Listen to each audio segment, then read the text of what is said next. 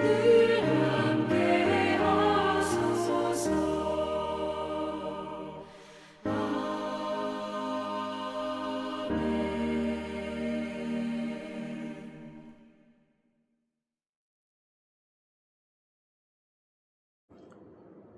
하나님의 크신 은혜와 평강이 오늘도 여러분의 삶의 자리마다 충만히 임하시기를 기원합니다.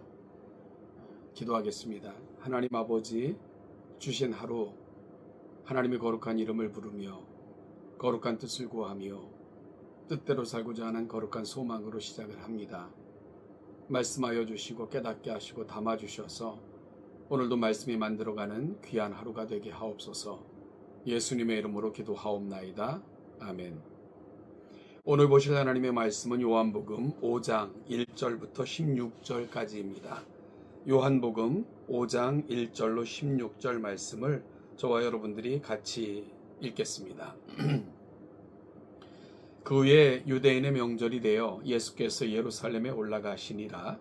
예루살렘에 있는 양문 곁에 시브리 말로 베데스다라는 못이 있는데 거기 행각 5이 있고 그 안에 많은 병자, 맹인, 다리 저는 사람, 혈기 마른 사람들이 누워 물의 움직임을 기다리니 이는 천사가 가끔 못에 내려와 물을 움직이게 하는데 움직인 후에 먼저 들어가는 자는 어떤 병에 걸렸든지 낫게 되미로라.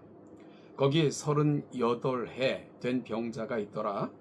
예수께서 그 누운 것을 보시고 병이 벌써 오래된 줄 아시고 이르시되 네가 낫고자 하느냐? 병자가 대답하되 주여, 물이 움직일 때에 나를 못에 넣어줄 사람이 없어 내가 가는 동안에 다른 사람이 먼저 내려가나이다. 예수께서 이르시되 일어나 내 자리를 들고 걸어가라 하시니 그 사람이 곧 나아서 자리를 들고 걸어가니라. 이날은 안식일이니 유대인들이 병 나은 사람에게 이르되 안식일인데 네가 자리를 들고 가는 것이 옳지 아니하니라. 대답하되 나를 낫게 한 그가 자리를 들고 걸어가라 하더라 하니 그들이 묻되 너에게 자리를 들고 걸어가라 한 사람이 누구냐 하되 고침을 받은 사람은 그가 누구인지 알지 못하니 이는 거기 사람이 많으므로 예수께서 이미 피하셨습니다.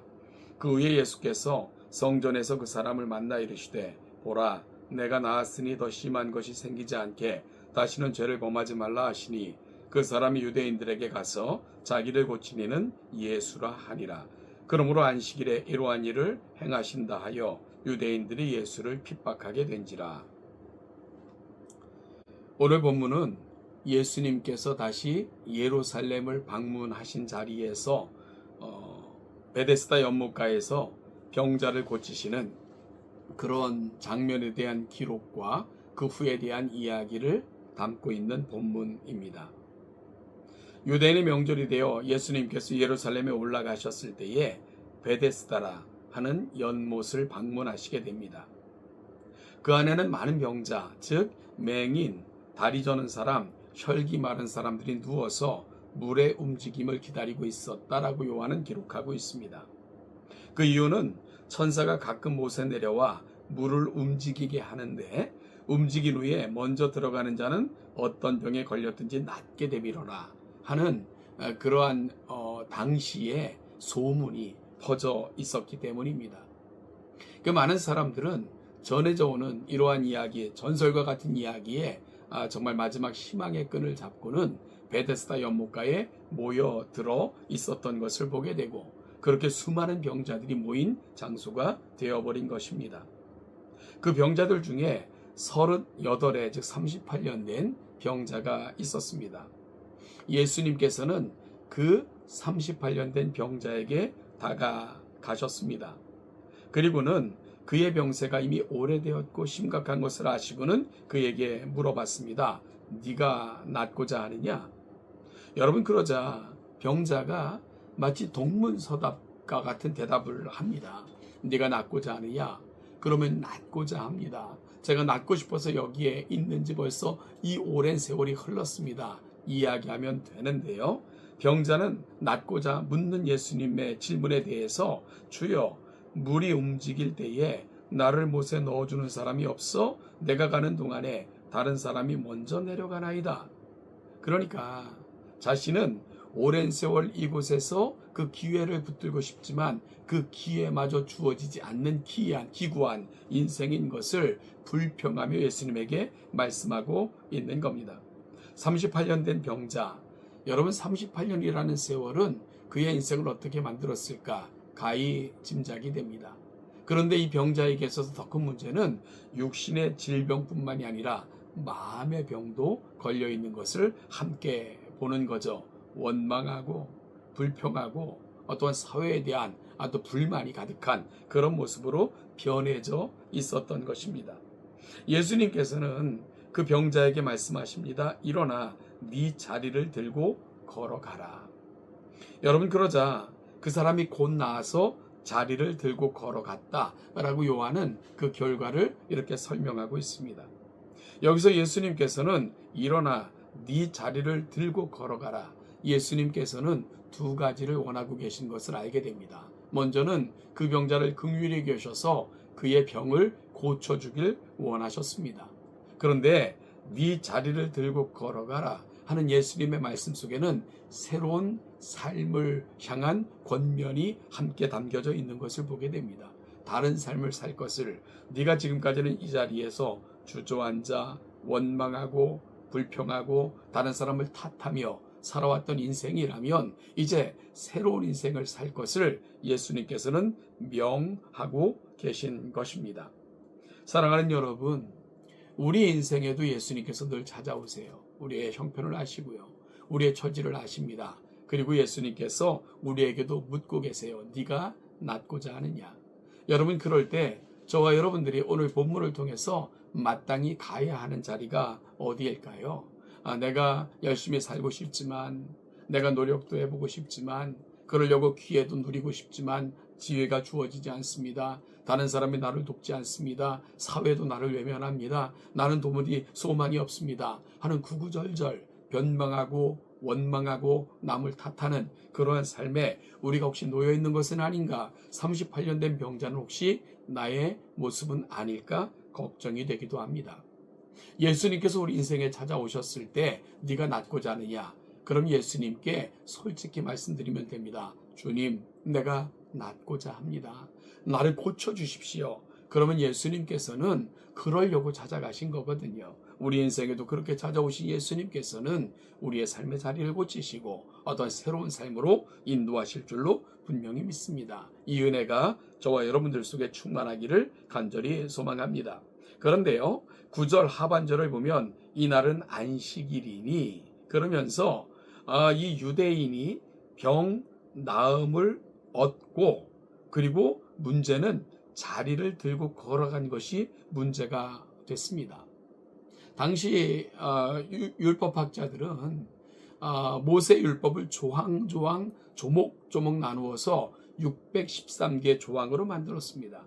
그래서 안식일 규정을 보면은 안식일은 몇 걸음을 더 걸어도 안 되고, 무엇을 하면 안 되고, 일이 되는 것은 어떤 것 하면 안 된다 하는 규정들을 만들어 놓은 것을 보게 됩니다. 여러분, 그 규정 중에 하나가 일이 될 만한 것들 어느 정도 이상은 들어서도 안 되고 옮겨서도 안 된다, 그런 규정이 있는 거죠. 그래서 그들의 규정을 보면은 오늘 이 유대인은 병 나은 38년 된 병자는 유대인 안식일 규정을 어긴 것이 됩니다. 그래서 그 38년 된 병자, 고침을 받은 사람에게 도대체 너에게 안식일을 안식일에 명해진 것을 금해진 것을 명한 사람이 누구냐? 도대체 안식일을 정말 지키지 못하도록 방해한 사람이 누구냐고 묻게 된 거죠. 그러자 이 사람이 이야기를 합니다. 내가 누군지 모른다. 그 사람이 많은 중에 나를 고쳤고 떠나셨길 모른다 라고 말씀하고 있는데요. 예수님께서는 이미 그 자리를 벗어나셨기 때문에 그렇습니다. 후에 예수님께서 그 병자를 만나셔서 보라, 네가 나았으니 더 심한 것이 생기지 않게 다시는 죄를 범하지 말라 하시면서 자기를 드러내셨을 때 이 38년 된 병자는 유대인들에게 예수가 누구인가를 가서 이야기하게 됩니다. 왜 굳이 이야기했을까? 아마도 협박했을 것 같아요. 누군지 알면 분명히 얘기하라 라고 이야기했을 것 같고요. 38년 된 병자는 예수가 자기를 고치신 줄 알았을 때 예수를 이야기한 것으로 추정이 됩니다. 여러분, 여기서 우리가 한 가지 가슴 아프게 살펴볼 본문이 있습니다. 12절에서 그들이 물어요. 너에게 자리를 들고 걸어가라 한 사람이 누구냐? 그러자 고침을 받은 사람은 그가 누구인지 알지 못하니 라고 얘기하면서 내가 누군지 알지 못합니다 라고 이야기를 해요. 여러분, 여기서 우리는 그 종교 지도자들이라고 하는 사람들이 오늘 38년 된 병자에게 던졌던 이 질문에 대해서 많은 도전을 얻어야만 됩니다. 그들에게 있어서 문제가 뭡니까? 정말로 불쌍한 사람, 긍휼히 여김을 받아야 되는 사람이 병이 나았고 새로운 삶을 시작했던 것, 그들에게는 관심이 없습니다. 그들에게 유일하게 중요했던 것은 종교적인 규례들, 그들이 만들어 놨던 율례들만 중요했던 것이고요. 그 체제를 유지하는 것만 그들에게는 혈안이 되어 있었던 것을 우리는 보게 됩니다.